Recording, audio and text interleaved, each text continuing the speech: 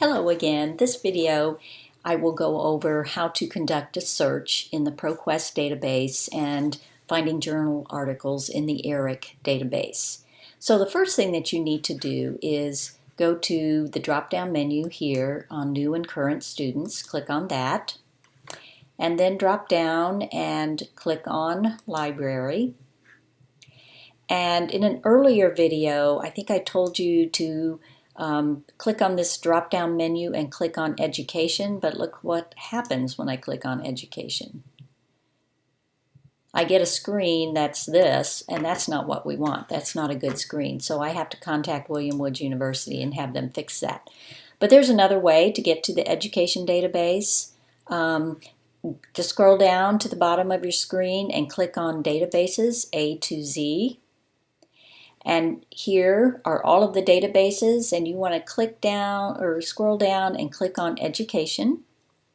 And here's the Education Research Guide database. So you're going to need a password to get into all of these databases. So if you have trouble with remembering your username ID and your password, here are some phone numbers. Contact the reference librarian and they can help you. Here's also the IT department. If you don't remember those passwords, then they can also help you with your password, but you've got to have one in order to get inside ProQuest or ERIC. These are the two databases that probably are the most applicable to your work in conducting your research. The others this one is related more to higher education, and these are just abstracts. So we don't want abstracts, we want full text documents here. And these are some others that aren't really related to education so much. So the ones that you want to focus on are, again, these two right here. So let's click on ProQuest Dissertations. And the reason why my user ID and password did not come up is because I'm already logged into the system. But when you click on ProQuest database, you're going to see that user ID password screen come up, and you're going to have to put that information in order to get to this screen. So I'm going to conduct a search on standards-based grading and student achievement. My topic, let's just pretend here that I'm interested in exploring for a dissertation, is possibly the relationship between standards-based grading and student achievement. So I simply typed in these two search terms. I want to make sure I check full text because I want the full text document. I want the entire dissertation. I don't just want the abstract. And then this is the menu where you select your dates, and if you remember, we want dissertations that are within the last 5 years, current dissertations. So once I do that, I click on Search.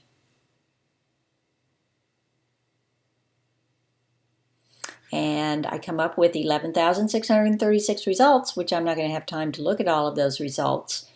But I can see that all of these are within the last 5 years, so that search worked. And so I just need to see which one of these relate or are good sources for my references page that I want to explore. If I want to go back, since I see so many of these are on kind of different topics, some are on just high school, some are just on elementary. If I want to narrow that search just a little bit more, I can go back here. Oops, let's try this again. I can go back, and maybe I want to say I want to add another row, and I want to just limit maybe these dissertations that I'm pulling up to elementary schools.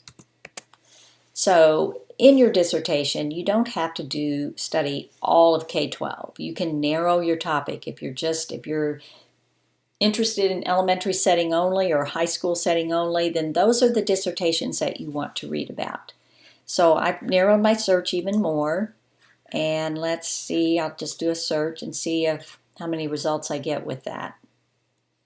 Look, it reduced it down to 8,000 results, so that's good. So let's say that this one looks pretty good. It is a 2014 dissertation,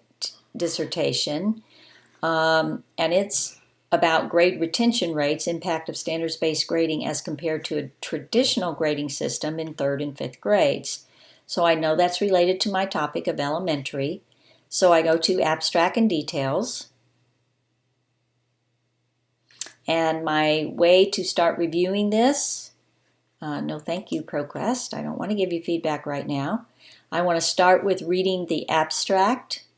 And by reading that abstract, I'm just going to see if, that really applies, or if I think that is most applicable to my topic, then I want to choose that as my dissertation.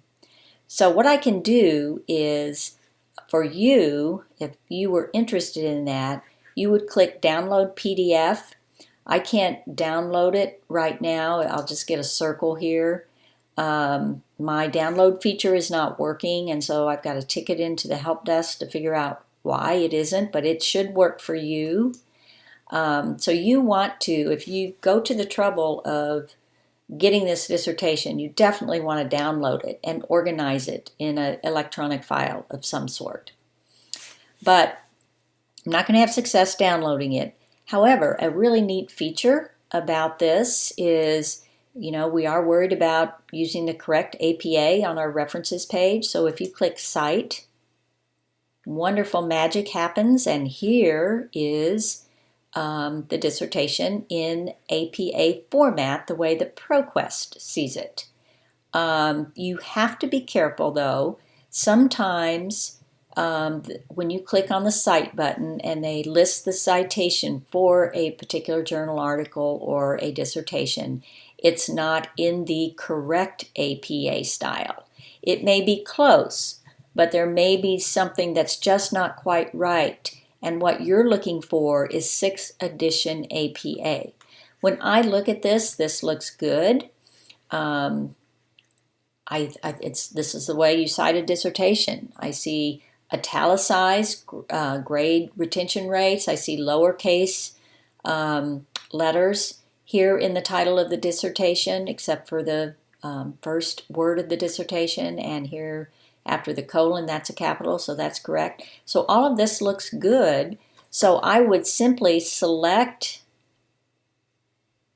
this and just do a Control-C and copy it into my Word document. And then I would fix it up for my references page to make sure it follows those formatting guidelines that we talked about in the earlier video. Remember, the first line is left justified, and all of the other lines are indented 5 spaces.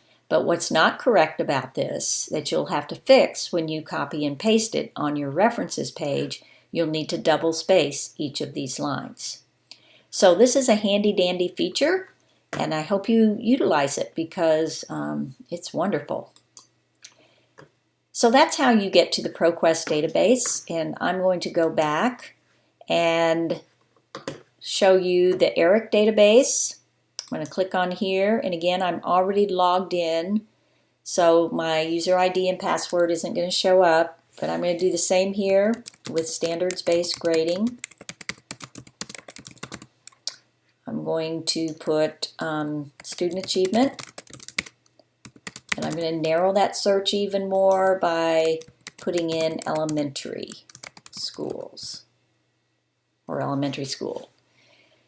Then I'm going to go down further, and I'm going to click full text. And peer-reviewed is a good one here because you want a peer-reviewed article. I'm hoping here that the year that I want, the month, let's just say January 2013, and I'll put to March 2018. So I will get those 5 years. Okay, so once I do all of that, I'm going to do my search and we'll see what comes up. No results were found. I don't like that. So what I'm going to do, just kind of have to play around with it, is take out elementary school. Or maybe, this is still, I made this video, so I'm going to put February. And let's see if that gets me some results since it's not March yet. Yep, that worked. So that's good. I don't know. I'm going to try to put in elementary again. I think it was a date problem because I see one of the first articles that comes up is middle school PE. There's only one of them. That's not good. Oh, this is 2016 to 2016. I'm going to put, again, you have to play around with it. 2013, we'll try this again, to 2018. Cross our fingers. Let's see what comes up. I still only got one search, so it seems to be keeping this publication date of 2016. So I'm going to clear this because I was practicing before I made this video, and I think it remembered some of the things that I was doing previously. So let's try this again. Standards-based grading and student achievement. I'm not going to give up on narrowing it to elementary because I want to, not have to look through 15,000 articles. Full text, peer-reviewed. Let's try this again.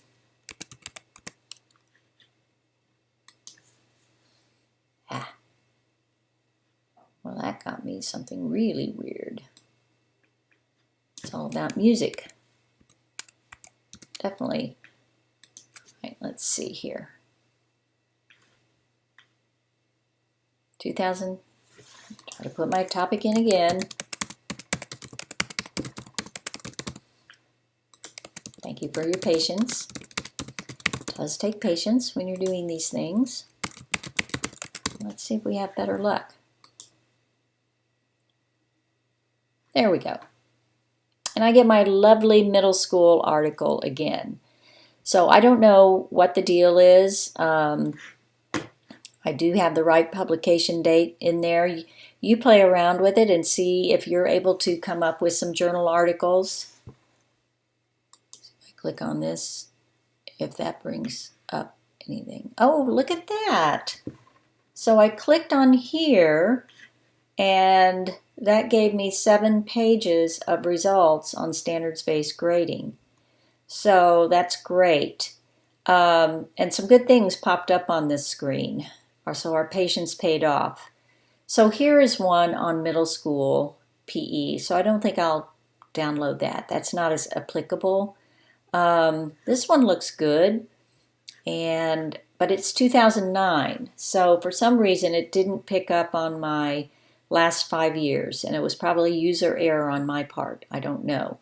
But anyway, it's a good example of one that is related to the topic, maybe not within the last 5 years. But if you notice that this is not available to download right now, so you can request this item through interlibrary loan. So if you click on that, you get something like this. And you need to put in all of your information in the required fields. And you would be surprised how quickly that article is emailed to you. So I used this a lot when I was working on my dissertation.